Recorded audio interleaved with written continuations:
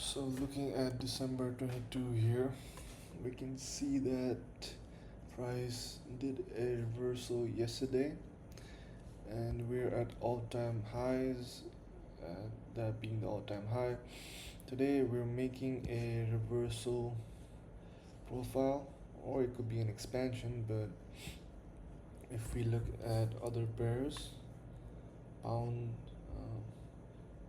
looks like that could be a reversal. Why? Because you could say we did a change in order flow, retraced, continuation. Same with CAD, same with the euro, right? If you look at silver, silver is also structurally very bearish. So today going into the day, I was bearish, right? So we we zoom in, and then we see that price has already come off a OTE and delivered, right? It's not 8 a.m. yet. So the next candle is 8 a.m.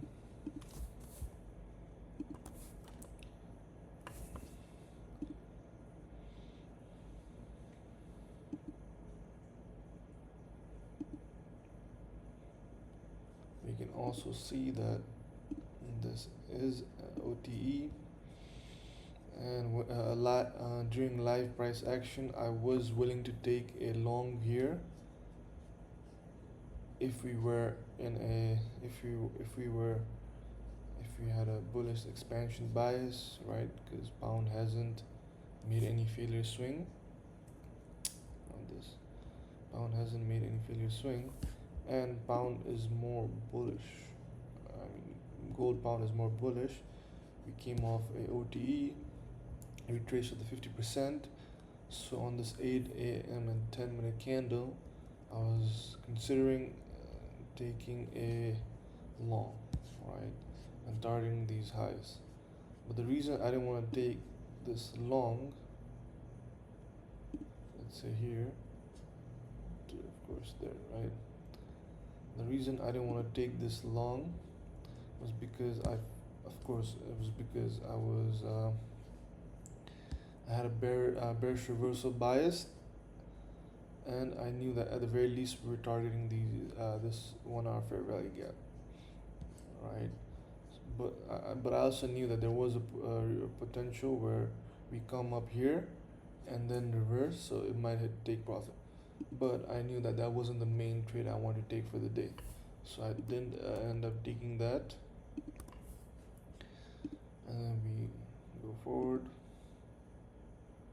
Right around here, I was looking at the other pairs and they were making failure swing, right? Failure swing, which is on CAD and Euro. And I also know that there is a news on A30, which was final GDP and unemployment claims, right? But I was looking at the 1 minute, and it seemed like this and so that, right? That's liquidity. So when I was looking at the 1 minute, I could see that we made a fair value gap, right? So I was like, if we inverse this fair value gap, I wouldn't be opposed to taking a short.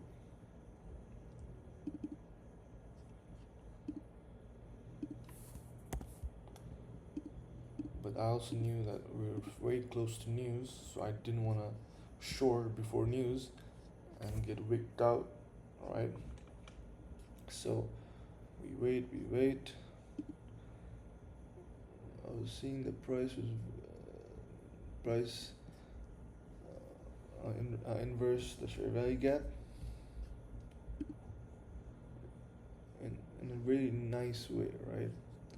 I haven't taken a trade. I'm waiting for 8:30 to see. Okay, 8:30 we were kind of consolidating. I mean, not consol. We were kind of hesitant, and then boom, we made a move. I took a short. I had to have a very wide stop, and for my target I was targeting on this low. Normally I would want it to have targeting this low and enter early, but we didn't get that entry, so I didn't want to take a negative R, so I aimed all the way here, right? Because I felt like we were making a bearish reversal profile, and we've already done a bearish setup, and with the tradable conditions, so I felt like if I put my stop there, even if price retraces, we could hit the take profit, right? So we go forward, our price kind of consolidates, like taps the fair value gap, and then right around here I'm more confident that at the very least we're going, then we go there, right? Right around here I'm like, okay, should I move my stop to break even? But I also knew the price could come here. I mean, price is already here. It could come retrace, consolidate, and then make another move down, right? That was what I was thinking. But then we consolidated, and around here I was up like 1300 to 1400, right? And I actually ended up closing it here, closing it early, because I wanted to go and do something else with one of my buddies, right? And I closed it here. Of course, it was also because I hadn't got any good trade this year, and I also wanted to build confidence by closing in profit. I mean, of course, I know I would have made much more had I held to here, but I also knew that if in case 1% the price reverses, I don't want to get stopped out, right? So I called it a day, but then if I would have closed it had I been looking at gold pound, because here it makes a failure swing. If I had seen that, I would have automatically closed, no questions. But I didn't see that. I closed by luck. The reason I call it luck is because if we close this, exit replay, and see what happens after this,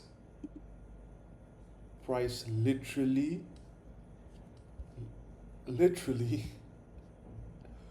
goes $150 move, right? Like you could say like that's 48.10.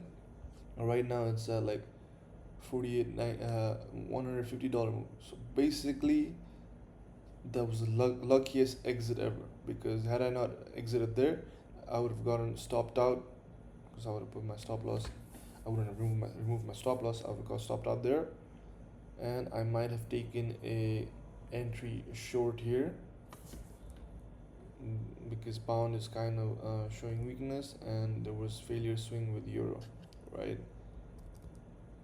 So regardless, it was a very lucky day, because I didn't even look at silver. Even silver was making failure swing. So had I been paying attention, I would have been able to close the right way. But I did. I closed with just luck. So that's why I feel like today was a very lucky day. But the I would say that would still be the correct trade of the day, because it follows my setup, it follows everything. But it's just that I should have shorted earlier, right around here, instead of shorting all the way here, because of that my risk reward was skewed, and I wasn't able to exit here, which would have been a better exit. Enter here, exit here. I had to like put my exit there, and that's much wider than I would like. But looking back, either that could have been the correct trade, or if I waited, we can do this OT from this low to that high. Price comes to OT, right? And there's a displaced retracement. We do a shadow sweep, and both silver and gold pound are made failure swing, right? So I would have had to take a long a bit later, maybe around here, right? So that could have also been the correct trade of the day. Just put my thing there, and say we aim for a 2 hour, right? So either that or this. Regardless, it was a very lucky day, and I guess I deserve it because reversals are meant to be only taken when pound is the one making failure swing, not CAD and euro. But with, I looked at pound, and right around here it was kind of like doing a seek and destroy profile. So I didn't know what was going on, and I wasn't confident enough to like. I mean, I wasn't confident that we were making a failure swing there, so I just ended up taking that trade. But that was that was not the ideal trade. This would have been the ideal trade.